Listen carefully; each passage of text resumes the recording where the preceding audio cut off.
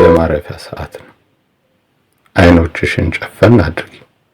በጣም ደስ የሚል ተረት እነግርሻለሁ። ተረት የላምበረት ከዕለታት አንድ ቀን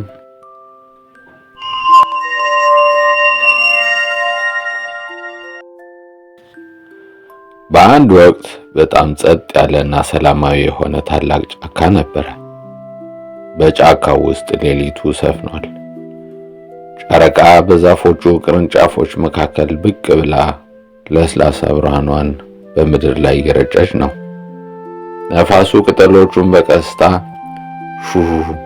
ሹ እያለ ያባብላል።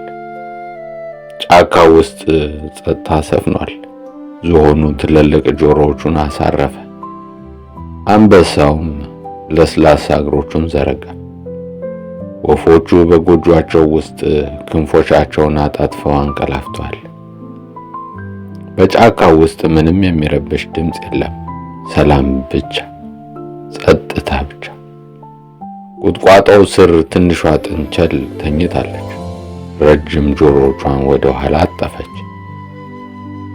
ትንሿ ጥንቸል ለስላሳ በሆነው መሬት ላይ ተጠቅልላ በሰላም ተኝታለች። ነፋሱ በዛፎቹ መካከል በቀስታ ይነፍሳል፣ ይላል። ሁሉም እንስሳት ተኝተዋል። ትንሹ ዝሆንም አይኑን ጨፈነ። ትንሹ አንበሳም አይኑን ጨፈነ። ትንንሾቹ ወፎችም አይናቸውን ጨፍነው ተኝተዋል። አሁን ጫካው በሰላም ተኝቷል።